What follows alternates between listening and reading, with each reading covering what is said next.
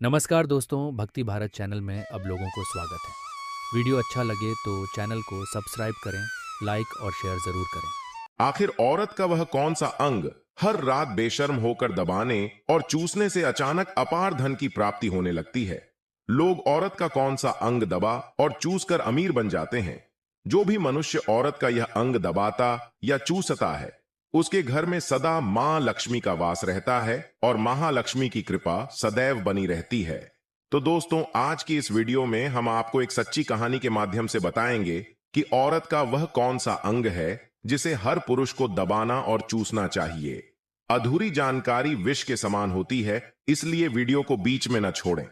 दोस्तों, एक बार की बात है, एक गांव में रामदास नाम का एक व्यक्ति रहता था। वह अपनी पत्नी से बहुत ज्यादा परेशान था, क्योंकि उसकी पत्नी बात बात पर हमेशा उसे ताना मारा करती थी। तुम्हारे पास है ही क्या? घर में खाने तक को कुछ नहीं है। दोस्तों, उसके घर में बिल्कुल कंगाली छा गई थी। एक भी रुपया नहीं था और उसके घर में खाने के लिए अन्न का एक दाना तक नहीं था। दोस्तों, एक तो घर में खाना नहीं, ऊपर से पत्नी का ताना। वह बहुत परेशान हो गया था। उसे समझ नहीं आ रहा था कि मैं क्या करूं। एक दिन की बात है, जब वह अपने घर से एक सुनसान रास्ते पर निकल गया। वह बहुत ही सुनसान रास्ते पर चल ही रहा था कि उसे एक साधु तपस्या करते हुए दिखाई दिए। वह उनके पास जाकर बैठ गया। जब साधु ने अपना तप खत्म किया तो रामदास उनके सामने जोर जोर से रोने लगा। साधु ने रामदास से कहा, पुत्र, तुम्हें क्या दिक्कत है? तुम क्यों रो रहे हो? आखिर तुम्हें क्या परेशानी है? तब रामदास ने साधु महाराज से कहा, हे महाराज, मेरी एक पत्नी है जो कि मुझे रोजाना ताना मारती है। मैं गरीब हूं तो मैं क्या करूं? कितना भी कुछ कर लो, लेकिन धन कमा ही नहीं पाता हूं। मेरा एक छोटा का धंधा था, वह भी पत्नी के क्लेश की वजह से चौपट हो गया। वह दिन रात मुझसे झगड़ा करती है। अब तो मैं दाने दाने के लिए परेशान हो गया है। हमारे घर में खाने के लिए कुछ भी नहीं है, इसके अलावा पहनने के लिए वस्त्र भी नहीं है।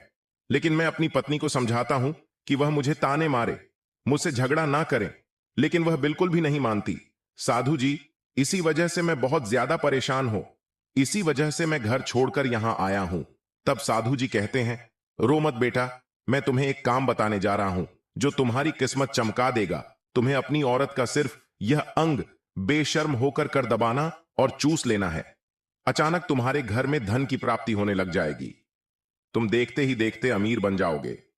साधु जी कहते हैं जो भी पुरुष औरतों का यह अंक दबाता या चूसता है, उसके घर में कभी भी धन की कमी नहीं रहती है और न ही उसके घर में लड़ाई होती है। वह जो भी व्यापार करता है उसमें हमेशा तरक्की होती है। साधु जी ने कहा, अब मैं तुमको औरत के उन अंगों के बारे में बताने जा रहा। इसे ध्यान से सुनना और अपने जीवन में इस पर गौर करना।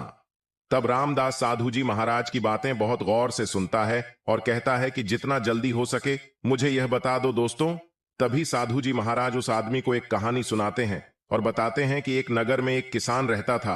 उसके बहुत सारे खेत थे जिस पर वह दिन रात मेहनत करता था। उसके घर में किसान और उसकी पत्नी रहा करते थे। उस किसान और उसकी पत्नी में आपस में बहुत ज्यादा प्रेम था। उसके घर में किसी भी प्रकार की लड़ाई झगड़ा या क्लेश नहीं होता था। इसी वजह से उसके घर में सदैव महालक्ष्मी का वास रहता था और उसके खेतों में इतनी ज्यादा पैदावार होती थी। वह दिन प्रतिदिन और अमीर होता जा रहा था। उस किसान और उसकी पत्नी में इतना प्रेम था कि आसपास के लोग उन्हें देखकर जल जाया करते थे। धीरे धीरे उसके पूरे गांव के लोग जान गए कि किसान और उसकी पत्नी में बहुत ज्यादा प्रेम है।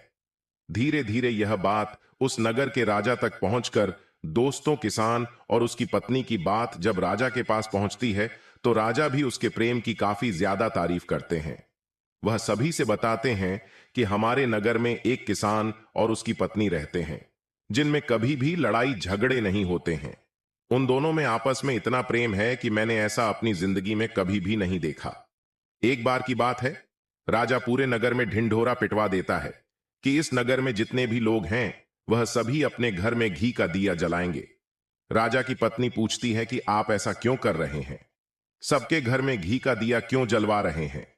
राजा अपनी पत्नी की बात सुनकर कहते हैं, दीपक प्रेम की निशानी होता है। जिसके घर में घी का दीपक जलता है उसके घर में सदैव प्रेम बना रहता है। और मैं चाहता हूं कि जो प्रेम किसान और उसकी पत्नी के घर में है वह हमारे पूरे नगर में रह रहे पति पत्नी के बीच हो। इसीलिए मैं हर घर में दीपक जलाना चाहता हूं। दोस्तों, राजा के सैनिक जाते हैं और हर जगह नगर में डुग्गी पीट देते हैं और कहते हैं सभी के घर रात भर घी का दीपक जलाना चाहिए। दोस्तों, राजा की बात मानकर सभी नगरवासी अपने घर में दीपक जला देते हैं, लेकिन जैसे ही आधी रात होती है सभी के घर के दीपक बुझ जाते हैं, लेकिन किसान के घर का दीपक वैसे ही जलता रहता है। दोस्तों, दीपक हमेशा किसान की पत्नी जलाती थी, लेकिन उसकी बात नहीं मानती थी। वह हमेशा अपनी मनमानी करती थी।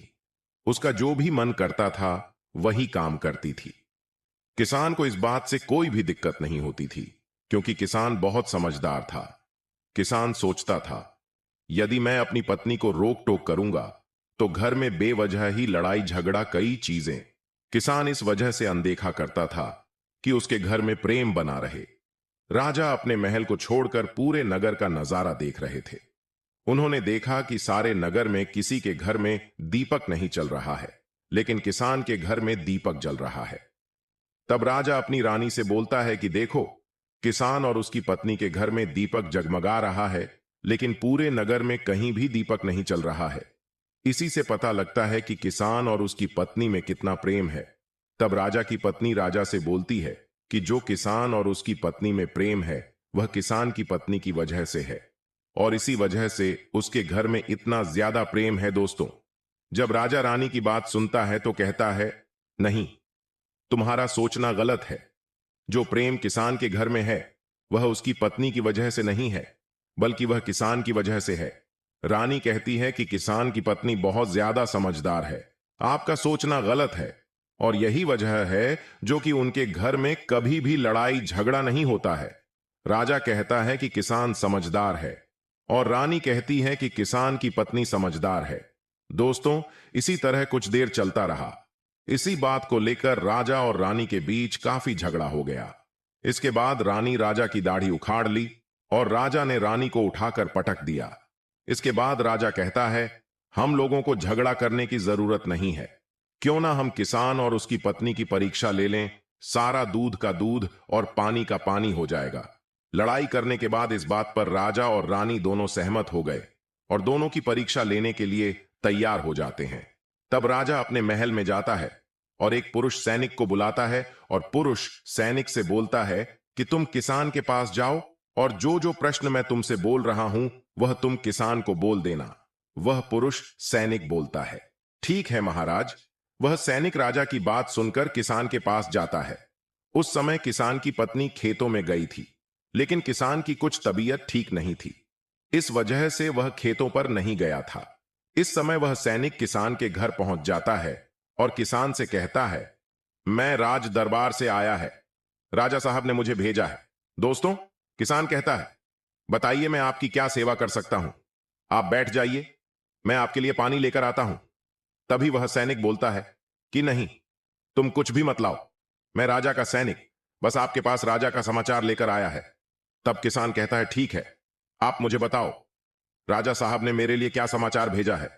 सैनिक कहता है, किसान राजा साहब नहीं है, बोला है कि यदि तुम अपनी पत्नी को छोड़ देते हो तो राजा जी आपको बहुत सारे हीरे जवाहरात और साथ में तुम्हारे जमीन से 2 गुना ज्यादा जमीन राजा जी आपको गिफ्ट में देंगे।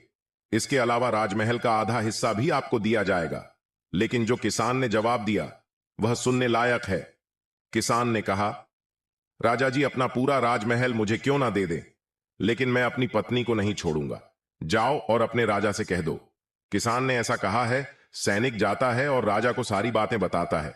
इस समय रानी वहां पर सैनिक की बात सुन रही थी।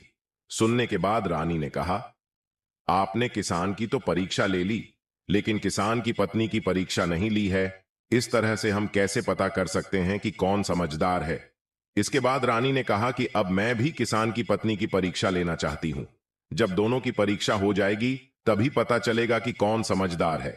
फिर रानी ने भी एक सैनिक बुलाया और कहा कि मेरी बात किसान की पत्नी को बोलना और याद रखना। यह बात तभी बताना जब किसान वहां पर ना हो। सैनिक ने पूछा कि रानी क्या बात बतानी है, वह तो बताओ। तो रानी ने सैनिक को सारी बात बता दी। सैनिक किसान के घर जाता है और उसके घर में आवाज लगाता है, तो उसके घर से किसान की पत्नी निकल कर आती है और कहती है, बताओ क्या हुआ? क्यों ढिंढोरा पीट रहे हो? तो सैनिक ने कहा कि राजमहल से मुझे रानी ने भेजा है। किसान की पत्नी ने कहा, बताओ किस लिए आए हो? तब सैनिक ने कहा, रानी ने बोला है, यदि तुम अपने पति किसान को मार देती हो तो आपको बहुत सारे हीरे जवाहरात रानी आपको देंगी और साथ में राजमहल का आधा हिस्सा भी आपको मिलेगा। इसके अलावा जितनी भी आपकी जमीन है वह तो आपकी रहेगी, लेकिन उसकी दोगुना जमीन भी रानी आपको देगी।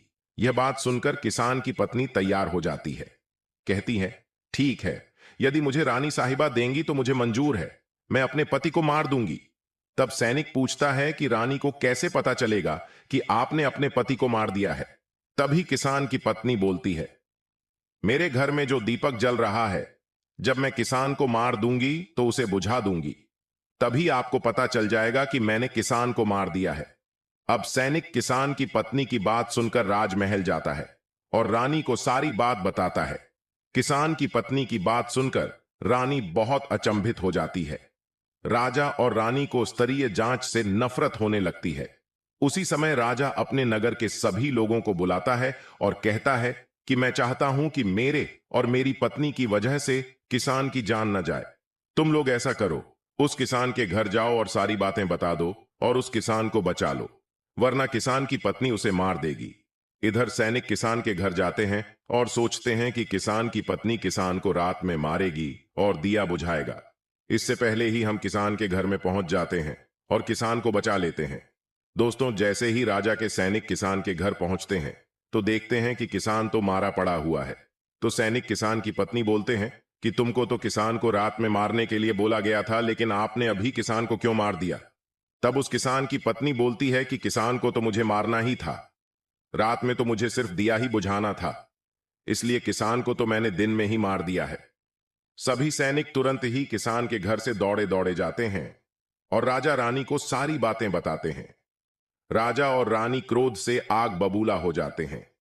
इसके बाद राजा और रानी किसान की पत्नी को बंदी बनाकर लाने के लिए अपने सैनिक से कहते हैं। सैनिक जाते हैं, किसान की पत्नी को बंद बनाकर ले आते हैं।